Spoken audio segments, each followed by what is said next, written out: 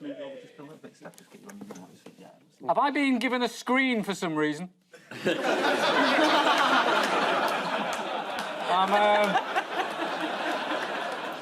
Yeah, we might be waiting for quite a while.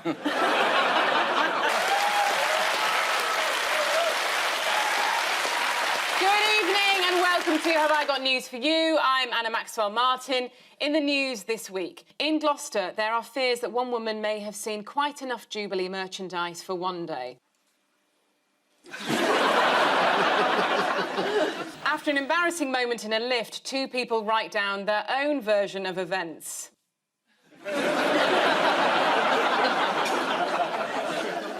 And as filming begins on David Attenborough's first Netflix drama, one of the stars works hard to get into shape. Oh.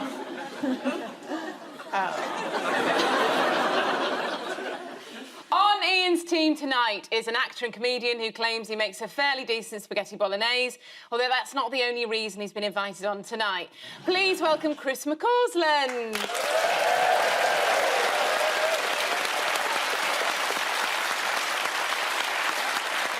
Paul's team tonight is a journalist who recently said leaving the BBC for Channel 4 was the best decision she's ever made. Well, look who's come crawling back. Please welcome Steph McGovern.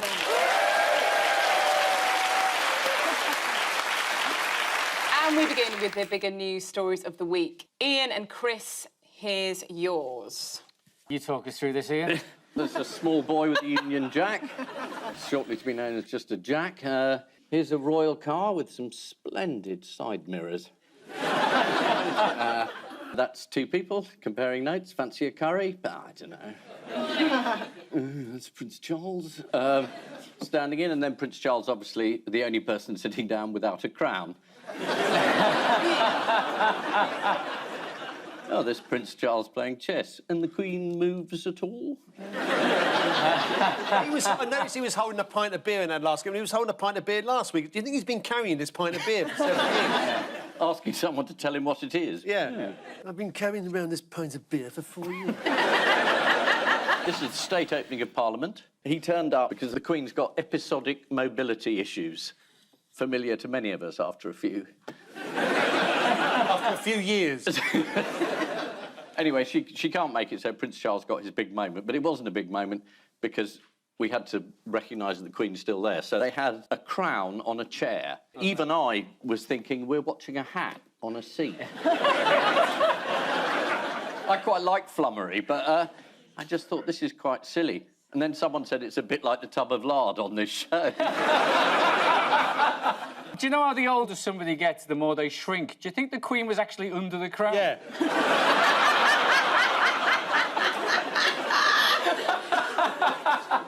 It's quite Hogwarts, too, isn't it? It's the sorting hat.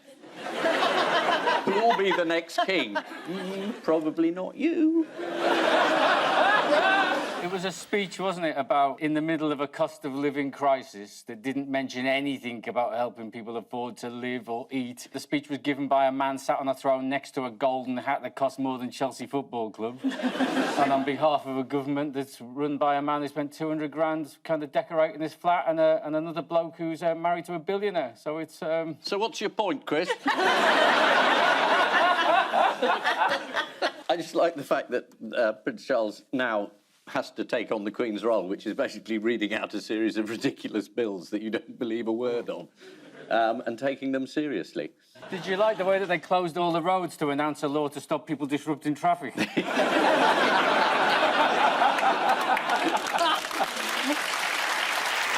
The BBC did a whole item about the 5 differences this time. Obviously, one being it was Prince Charles and not the Queen, but it was things like they travelled by a car for the first time and not a horse-drawn cart. And, you know, black horse-drawn cart? Yeah. That's a bit down market for the Queen, isn't it? Was she picking up scrap metal on the way? What do you call it? How much do you want for that washstand? Well, what other privileges did the Crown have? Oh. It had a little mouse called Gerald who played the mouse. It had its own car. It had its own car. Well, what else arrived in the car? Is this the 2 maces? Yes. Is that in case Prince Andrew turns up and tries to touch any women? They use the ceremonial mace.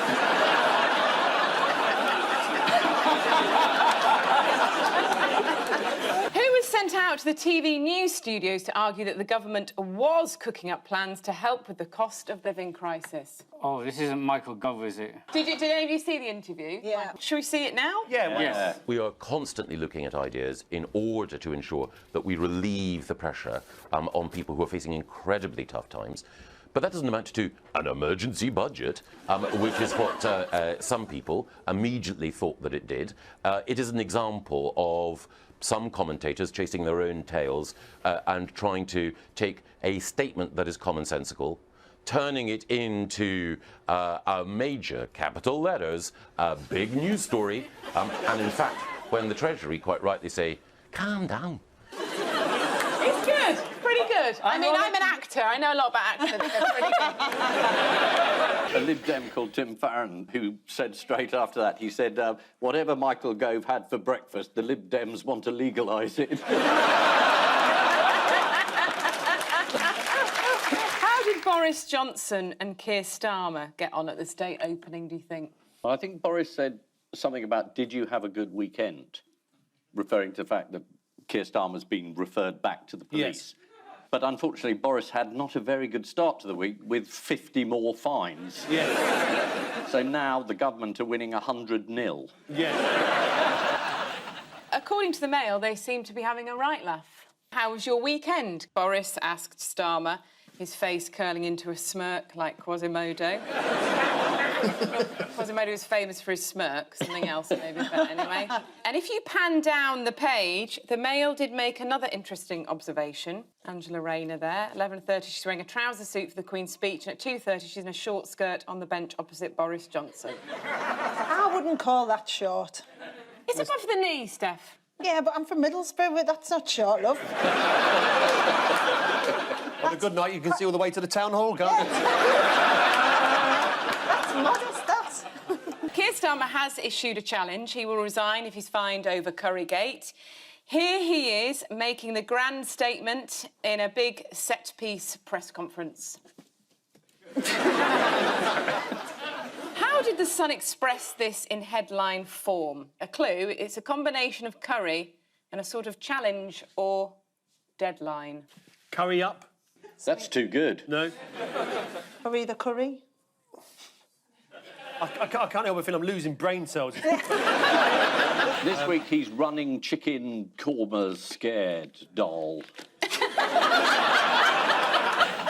Is Keir Starmer serious or just Rogan joshing? Oh, what do you want from me? What do you want from me? I'll put you out of your misery. It's the prawn ultimatum. He must be fairly confident that he's not going to be issued with a fine because he said, I'll resign. And the Prime Minister, when confronted with the possibility of a fine, said, I wasn't there, I didn't do it, I have no memory, there'll be an inquiry, we'll get the police to look later. Look at the two different approaches. I'm just saying. My problem with the parties wasn't really the parties, it's just that no one ever explains what the party games were. They just... there was wine, there was cheese, there was party games, and I just... What do they play? A Conservative Christmas party, apart from avoid Matt Hancock at the mistletoe. It's definitely pin the tail on the donkey. Yeah. Or pass the parcel, but every time it lands on you, you have to add another layer of wrapping because the truth should never get out. No, it's pin the blame on the public. Countdown, countdown. Labour's Lisa Nandy doesn't think Keir Starmer will be fined. She can't imagine he did anything wrong. Why? He's missed the rules, apparently, but he's more boring than that, isn't he? He's really missed the terms and conditions. She did tell The Independent, Keir is not a rule breaker, he is Mr. Rules. He's one of the less successful superheroes. Are not so awed by Keir Starmer. Did you see what one special advisor said about the evening at the Durham Miners' Hall? No. No. He said, I just don't want to get fined for having a curry with Keir Starmer. It was already a bad Friday night. The curry was bad and the chat was worse. Back to Parliament. What's reared its ugly head? Oh, God, really? It has. It's Brexit, or a no-deal Brexit, to be precise. Oh, right, yeah. It's a complex issue involving Northern Irish politics, world trade and EU diplomacy. So, Ian, can you explain what's going on? Good luck. It's not very complex, actually. Boris Johnson said that he would get Brexit done and he would do a deal. He did a deal, including the Northern Ireland Protocol. It's his deal, he did it. He's just turned around and said, this deal's rubbish. Who negotiated this? This is appalling. We must rip it up and not obey international law, which is consistent, because he doesn't obey domestic law, so why would he obey international law? So, essentially, he's decided that he is going to not comply with any of this. He's going to rip up the treaty, and despite the fact that the majority in Northern Ireland has just won, who are pro the protocol, Sinn Féin have just won, he is going to scrap this. Oh, when will it ever end, Ian? It's 2022. Yeah. It's like one of them 80s horror franchises that just keeps on coming back, but each time it's more boring. Yep. Oh, you thought Brexit was boring. Well, this time it's Brexit with fishing quotas. No! Sinn Féin were the biggest winners on local election night, as Ian said. What did the cameras catch Hugh Edwards doing at 20 to 6 in the morning? He was snacking on a croissant, wasn't he? Should we have a look? Yeah, well, yes, please. Go on. Rita, thanks very much. I'm going to admit to you that I just had a little bit of croissant. So, and I'm just finishing it, and I'm ashamed to say that, but there you go. It's 20 to 6 in the morning. But they can be a bit boring, these local elections, although this is how the electronic programme guide described the BBC's plans for the evening. Hugh Edwards introduces election results from around the UK with anal. It certainly woke up Neil Parish. It's clearly analysis and it's just fallen off. Wasn't this in Private Eye? Yeah. The Northern Ireland situation is complex, scary, and makes people feel uncomfortable. So instead, would you like to see a funny clip of a runaway wheelchair? Yes. The EU might be looking at this and thinking, what else can they come up with to solve the protocol issue? Who are we relying on to sort this Brexit stuff out? Mr. Rules. It's Liz Truss. Yeah. Yes, it is Liz Truss, but if we're going to end up with nowhere to sell our sausages, then she might have to find somewhere else to sell them. In December, I'll be in Beijing, opening up new pork markets.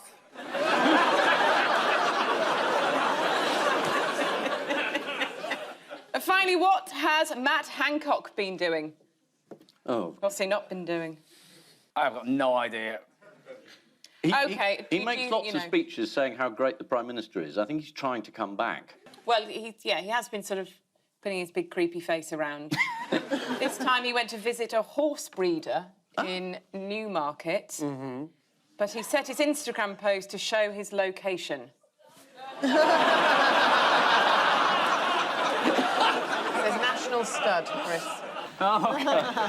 And unfortunately, the last bit of his hashtag thing or whatever says cock MP.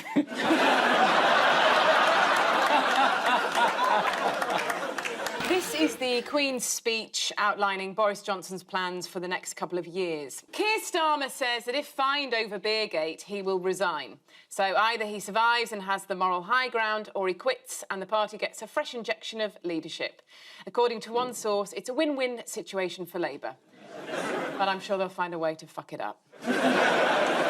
Paul and Steph, take a look at this. Vardy, another great English footballer. Yeah, sort of whispering going on and people being rather astonished. Yeah. Have you been following this? So Colleen Rooney, Yeah. who was mates with Rebecca Vardy, Yeah. was suspicious about a lot of stories coming out about her. So she set a trap to find out who it was. And so she used her Instagram, set up 3 fake stories on there, and only Rebecca Vardy's account could see them. and she went to see whether you know, they would end up in the papers. They did, and then she put out this statement where she said Rebecca Varney's account was the one that had put these out. And the Sun must have been embarrassed to find out that something in it wasn't true. Yeah. And then Rebecca Varney kicked off about it. She's now suing Colleen for libel, basically. It's your view, impartially, obviously, so far, that Rebecca Varney clearly did leak the lot. Obviously, I will not give a view on that because I don't want to myself end up being sued for libel. So, Damn, I failed. No, it's a good ploy because you could be called into this case and you could have a front row seat watching what happens. Oh my God, that's a really good point. The thing is, could I reckon you she imagine? did it. Could you imagine though if all your WhatsApps for the last 5 years were being read out in court? Are they very rude about each other? Yeah, but there's some crackers, right? So one of them involves, how did it go? So Vardy said arguing with Rudy would be like arguing with a pigeon. You can tell it it's right and you're wrong, but it will still shit in your hair. But isn't that lucky? Yeah, lucky for the pigeon, he's found somewhere to have a shit. Husband, Wayne Rooney. Who was sat the whole way through, just not looking at anyone, just staring into space, which is fascinating in itself. And now everyone realised he sleeps with his eyes open. Maybe he's confused by the fact that this is the first time he's been in court without being the accused. Here they are. Yeah. And here they are as drawn by the court. I'm guessing they're not very good representations. No. I would say, actually, Wayne's is quite accurate. Just looks like a potato. There's a potato. No net. What were the fake stories Colleen Rooney planted? There was one about the Vardy household or somebody's house being flooded. Yeah. That was one. Is this the leak? Chris, it is the leak. Thank you. What has one legal commentator commented as they followed all this? I'll give you a clue. He's got a Q and a C in his name. Well, it would be somebody QC, wouldn't he? Queen's Counsel. It's media lawyer Mark Stevens. This case is unique in libel history because it's untrammelled by evidence, he said. Surely if there's one person who can find the evidence, it's this one. There I am. Yay! The Times asked the all-important question, who's winning on style? Let's have a look at what they were wearing. Rebecca Varney wore a £900 designer blue dress, Chris. OK, lovely. She has a white pump on, a big blue bag, a belt and some shades, and a man attached to her. Wayne Rooney wore a Big Mac. And here's the BBC 6 o'clock news on Tuesday. Colleen Rooney arrived in court wearing a surgical boot, shades of her husband Wayne Rooney's metatarsal injury before the 2006 World Cup. I must have been in court 13 about 10 times fighting libel actions, and at no point did anyone say, he's arriving wearing a grey suit. Finally, in other celebrity news, actor Dennis Waterman died this week. How did Secretary of State for Education Nadeem Sahawi pay his respects? He thought it was the other Waterman. Pete Waterman. Oh, no. He did. He did say R.I.P. Pete, in fact. A great actor, grew up watching Minder, which prompted another Twitter user to recall sports presenter Alan Brazil's words on the passing of one of Waterman's co-stars. I was sad to hear about the death of Inspector Morse, TV's John Shaw. And when reminded it was in fact John Thaw, said, do you know, I've been doing that all morning. If you're listening, John, sorry, mate.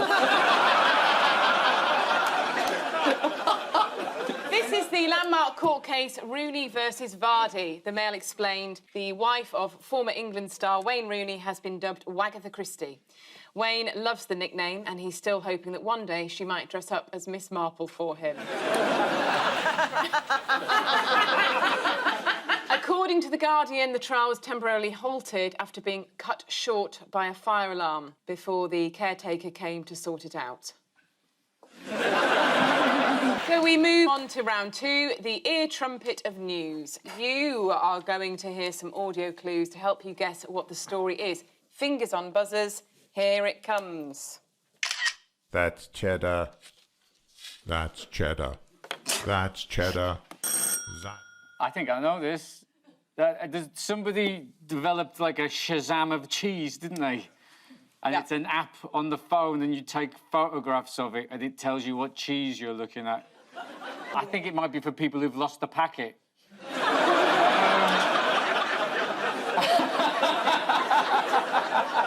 It's called Cheezam.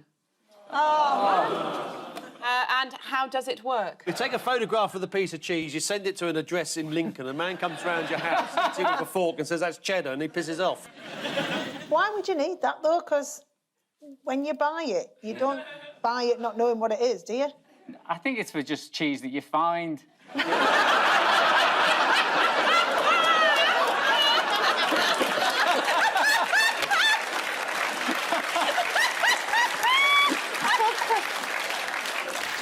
It's not been plain sailing for Cheezam. What problems has the app faced, do you think? Well, I mean, presumably the only problem it can really face is misidentifying pieces of cheese. I can't think what other problems there would be. Breaking up a secure marriage. Accidentally firing on a Russian ship. I mean, I don't know what other mistakes it could make, really, to be honest. Yes, it's blundered by confusing Camembert with Pont l'Evêque and also with Pelardon. Sticking with cheese, shall we? No. I know that was a rhetorical question, but I gave you a rhetorical answer. A company that makes bar snacks is advertising a job as a cheese taster for £30,000 a year, plus all the cheese you could eat. A Scarborough-based company is advertising the job, but only to people called Gary. Why? That's what they says. Why do they only want Gary, do you think? Well, who's the most famous Gary? Gary Lineker. Yay! Is he? Well, I don't know if he's the most famous one. He's the first one that springs to mind. Yeah, apart from glitter, obviously. Well, it looks like your side's not going to be in this programme much.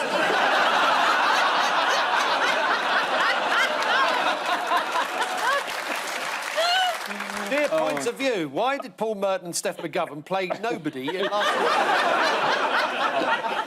Supermarket Tesco is giving office working a bit of a makeover. What are they trialling? Are people working at home? That's a new idea that we've had in the last couple of years, but it's not that. Oh, it's almost, Paul. Almost. The opposite of that. Oh, people homing from work. People home working from their work because they put offices in the Tesco's, haven't they? Oh, have they? Yeah. They're renting out some of their store space as flexible offices, which, according to The Guardian, means that meetings and emails can be picked up alongside a pint of milk and a box of eggs. And here's what it might look like. Not everyone works in an office. Do you want to see Lexi, who works on a farm? Yes. Yes, she's a Jack Russell, and she can drive. She's here now. Not in the studio.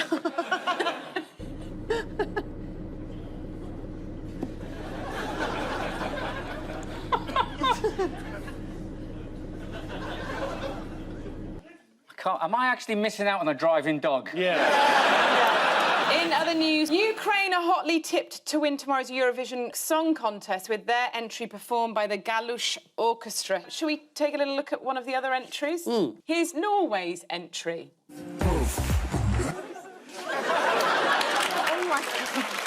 That could well be a hit.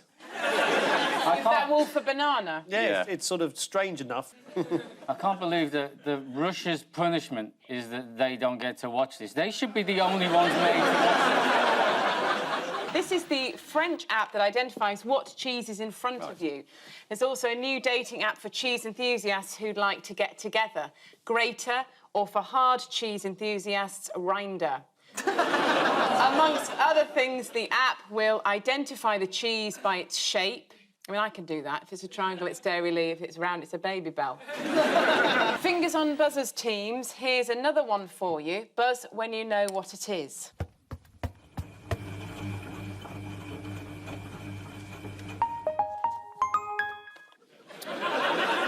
Oh, it's Shostakovich. Symphony No. 4, third movement. Yep, definitely. Somebody on some steps and then like a little... Someone turning on a computer. No, it's actually a washing machine. Oh, yeah. Apparently in this country we're looked at weirdly by other countries because we have the washing machine in the kitchen and other people have it, like, next to the bed and stuff. Yeah, there was a thing in the news this week, somebody saying that they put their washing machine upstairs and it's changed their life. Well, you put it on spin cycle and... it can do half the job for you. Who feels vindicated by this advice? So, hang on, this... We've now been invited to identify the sound of a washing machine. Yeah. And you're saying that somebody said before that washing machine shouldn't be in the kitchen, and you're asking us who that is. Yeah, Paul, I can't help but feel that even I'd be better if it was pictures, mate. Yeah. I'm going to put you out of your misery, Paul. It was Kirsty Allsop. 5 years ago, she said, keeping washing machines in kitchens was disgusting. And this weekend, she finally found some support in an article in the Sunday Times by Bianca Hall, who said that moving her washing machine upstairs, correct, Chris, was life-changing. Yeah. This is news, is it? Yeah. A 5-year-old Kirsty Allsop. Stop. Is Ian having a stroke? If he is he the only one having a good time? How has Kirsty been upsetting people more recently? Was it the Netflix thing? If you don't yes. subscribe to Netflix, then you'll be able to afford a house. That's it. She says, when I bought my first property going abroad, the EasyJet, coffee, gym, Netflix lifestyle didn't exist. I used to walk to work with a sandwich. The Times helpfully point out that in order to save the average deposit for a first-time house, you'd have to give up Netflix, coffees, gym memberships and EasyJet flights for 37 years. In other news, what television show has recently been declared the most stressful to watch? Is it the news? No. Stretching badgers between two tug-of-war teams. Not an easy watch. Imagine a day for Leeds United fans. It's more the genre than a specific programme, so sorry about that. Home renovation shows, in fact. In a study, volunteers hooked up to heart monitors showed higher levels of stress watching shows like Homes Under the Hammer, DIY SOS and Grand Designs than any other television show. I think that might be because they were watching this on repeat. You're right. I thought that. it only came out at night. This is the news that Kirsty Allsop has finally been vindicated after 5 years over where to keep your washing machine. According to The Independent, critics were quick to criticise Kirsty Allsop. That's Allsop with 2 L's, 2 P's, 2 en-suites and a utility room. Time now for the odd one out round. Just one between you this week. Camilla, Duchess of Cornwall, Brooklyn Beckham, the Swedish chef, and Delia Smith. Oh. Oh! That was a tie. Yeah? Oh. Well, one light's come on, so that'll solve that one. No, Steph. Yes, go on. I think this is about cooking. Yeah. Because, obviously, the Swedish chef is a TV cook, Delia Smith is. Yeah. Brooklyn Beckham has been doing some cooking on the telly. Has he? Yeah, he's been making bacon sandwiches. Mm-hmm. And then I imagine the Duchess of Cornwall doesn't do that much cooking, and I think she said recently that she's not very good at cooking. No, she said her favourite meal was baked beans. Baked beans on toast? Yeah. What does the chef cook? Maybe he doesn't cook anything, that's the point. Because he's a Muppet. Yeah. Is that why he's the odd one out? Yeah, because he's not a real person. Yeah.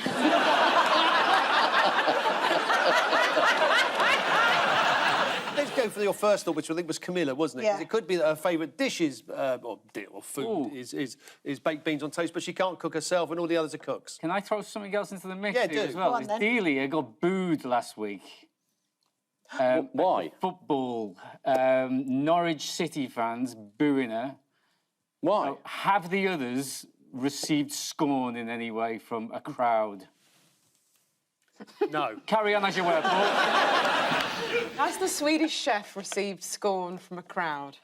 It's You're not a real human being. You're a Muppet. You got somebody's hand up your backside. Excuse me, Paul. What? I haven't. The answer is... I've now decided I think it's Delia Smith because all the others make simple food and she's made a book to help people make simple food. Oh, that's a great answer. Well done. OK, next one. Were you looking at my cards through the screen? No.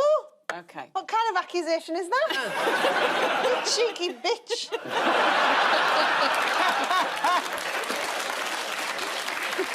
She's beyond reproach. She works for Channel 4.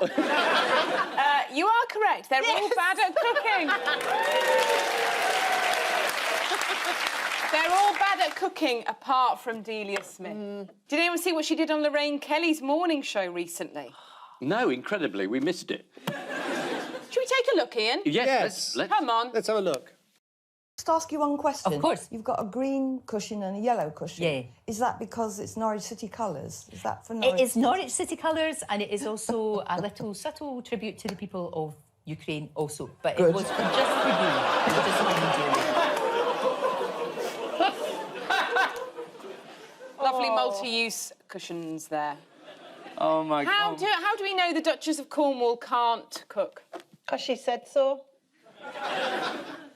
Yes, she admitted it, didn't Tom Parker Bowles saying she could fill a book with her culinary disasters. What innovation in the 1980s did she find particularly exhilarating? Microwave. Servant. No, it's the opening of the Sainsbury's in Chippenham. Camilla said of the event, it was rather exciting, so much choice, we ate a lot of chicken Kievs. Speaking of the royals, what's the latest on the Jubilee? We're all having street parties. Yeah. There's a bus going to roam around. No, the whole load of buses, one per decade. Yeah. How do you say the word decade? Decade? Decade? Up to you. You say decade, I say... If it's somebody who shows Boris Johnson where to go, it's a decade. The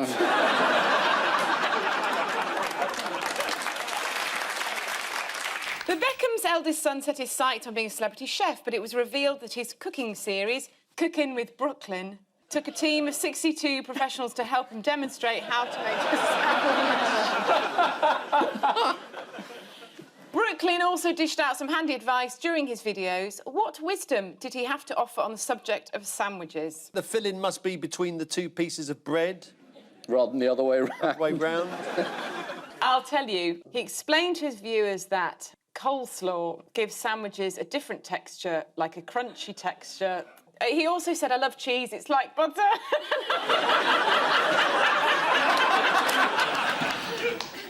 Meanwhile, why has Salman Rushdie been dragged into a debate about food recently? God, this is worthy of the One Show. And now the fatwa.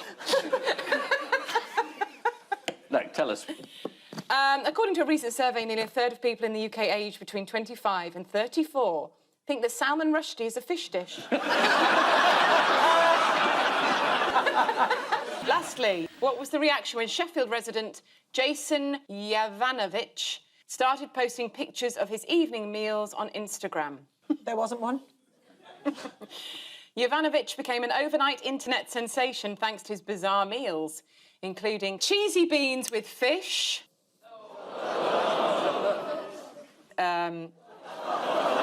some sausage and brown slop. And this is crab sticks with pepperoni, crisps and cheese. What is wrong with that? That is a good buffet, that. They're all bad at cooking apart from Delia Smith. Piers Morgan posted a clip of Brooklyn Beckham's cookery show, adding, worst, most unutterably pointless segment in morning television history. Oh, Piers, don't be so modest. On the River Cafe podcast, Brooklyn's mum Victoria Beckham said her favourite comfort food was salt on toast. Without the toast. Sadly for her, it's going to be a few more years before Brooklyn's competent enough to make that. Time now for the Missing Words round, which this week features as its guest publication, Anaesthesia News. A totally painless read. And we start with angry badger looking for what in the West Midlands? Similar. Looking for bodger. Affordable housing after natural habitat destroyed by HS2. angry badger looking for a fight in the West Midlands. People in Cannock Chase in the West Midlands have been warned to be on the lookout for an aggressive badger. You could tell he'd been in a lot of fights because he already had 2 black eyes. Next. What hiding in hedge turns out to be what? Pigeon hiding in hedge turns out to be Colleen Rooney. Man asking for money hiding in hedge turns out to be hedge fund manager. This is Puma hiding in hedge turns out to be bin bag. It's one of those stories. Or bin bag hiding in hedge turns out to be Puma. Or lion hiding in hedge turns out to be out of sorts Methodist preacher. But I'm going for bin bag Puma. Paul is correct. Lion. You're right. Am I? Yes. Lion hiding in hedge turns out to be a carrier bag. Oh. Alarm was raised in Kenya recently after a farmhand spotted this lurking in a hedge. Oh. No, it turns out to be a plastic bag, guys. The bag was removed from the garden and released back into the wild where it belongs, stuck high up in a tree. Next. What causes much debate among anaesthetists? Line of duty. Gas prices. Is it nitrous oxide versus Big Hammer? Whether to attach labels longitudinally or circumferentially causes much debate among anaesthetists. Wow, I mean, this is the most kind of sleepy version of this round I've ever sat through, ironically. Next. The secret to Giles Brandreth's record-breaking 12.5-hour speech was what? Cocaine. No, this was a device he had from a medical centre, John Bell and Croydon. He bought a device which meant he could pee freely during the 12.5 hours, and that made it possible. So that's basically what it was. That was the secret to it. It was something that so he didn't have to take comfort breaks. Oh, I thought it was the organiser telling him to be brief. Yeah. Yeah, it's a medical device. Yes, secret to Giles Brandreth's record-breaking 12.5-hour speech was having a catheter fitted. Yeah. The star of Just a Minute rose to the challenge, managing to speak for 12 hours without hesitation, repetition or urination. Next. Police called in after what painted green? Oh, Lorraine Kelly's other cushion. Police called in after... Statue. Statue. A statue. You know, it's like a sort of figure in stone. No. Anaesthetist. Police called in after post boxes painted green. This is the shocking news that several post boxes in Huddersfield have been painted green by vandals. Shall we take a look? It's quite a good job. I might get those vandals in. Next. Pembrokeshire locals celebrate World Naked Gardening Day by what? Pruning their bushes. Seeding the flower bed. They're not attending to their plums, isn't it? Yeah. Shaping their hollyhocks. Pembrokeshire locals celebrate World Naked Gardening Day by getting naked at Garden Centre. Oh. The second World Naked Gardening Day was held this week and locals in Pembrokeshire really got stuck into the spirit of things. Do you want to see some pictures, guys? This isn't the House of Commons. All right, go on then. Well, for you, Chris, this is a naked man sitting on a bag of compost while a dog watches on. I'd have to say that's the most embarrassed-looking dog I've ever seen in my life. The next one for your delights. Chris, this is a naked man with a duck covering his genitals. A stuffed duck. Yeah, we'll just make it clear that the duck is not covering its own genitals. And he's not stuffing the duck. Yeah. So, the final scores are Ian and Chris have 3, Paul and Steph have 6. But before we go, there's just time for the caption competition. Ian and Chris have this. That actually is the Prime Minister. I can tell from his rear. Is he? And he appears to be looking into Chris is like a giant laundrette. Boris Johnson moves his washing machine up to the bedroom. Paul and Steph, get this. Jacob Rees-Mogg, obviously there, he's saying, I've just committed the perfect murder by strangulation and the police will never find the gloves I used. Or the police saying, time to ram these gloves down that posh twat's throat. Well, there's a difference between BBC One and Channel 4, isn't there? And I leave you with news that one disgruntled Next Directory shopper waits to give customer services an earful for sending him a lady's cardigan by mistake. Disaster strikes during preparation for the Jubilee after a mix-up with the timing of the archery display and the corgi procession.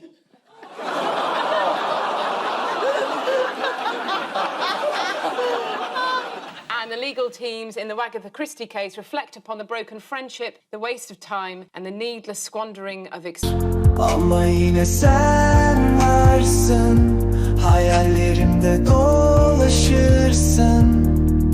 Uzak olsa da yollar, kalbim sana akar.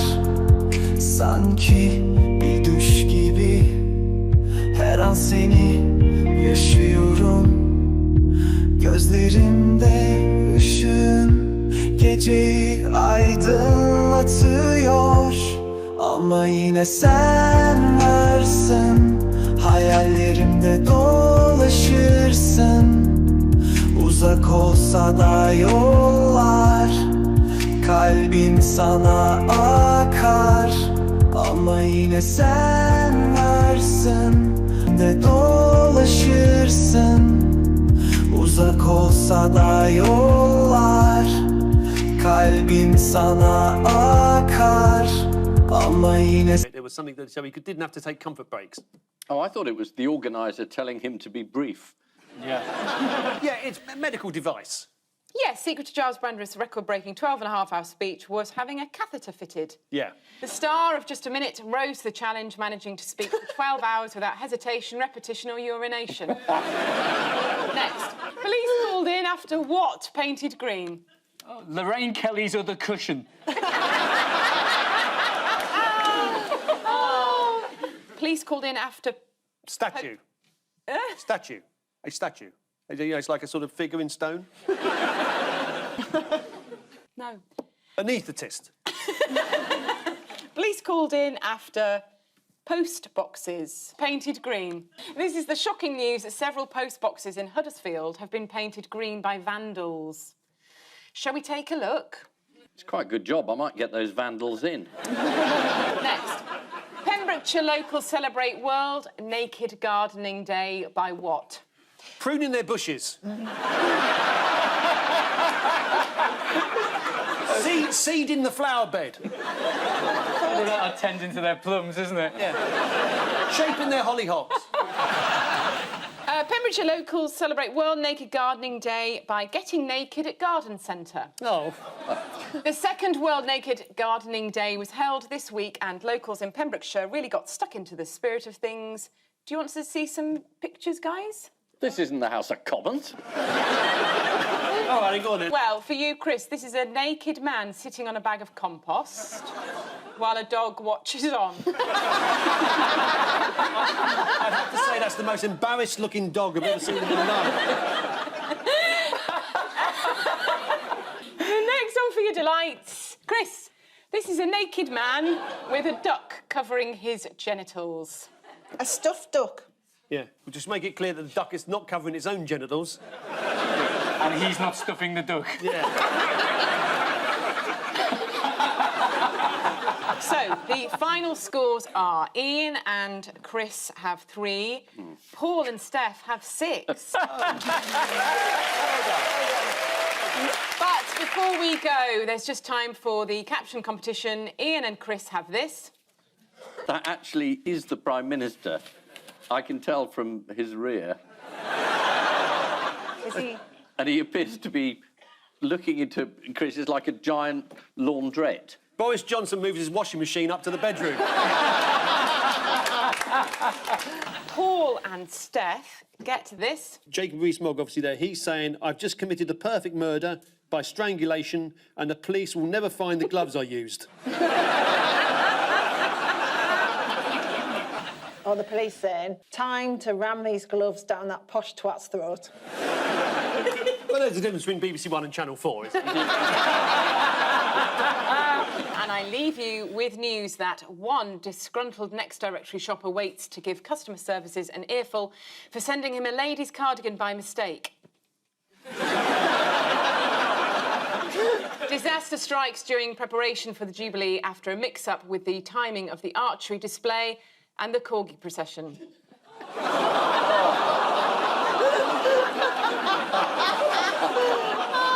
And the legal teams in the Wagatha Christie case reflect upon the broken friendship, the waste of time and the needless squandering of expenses.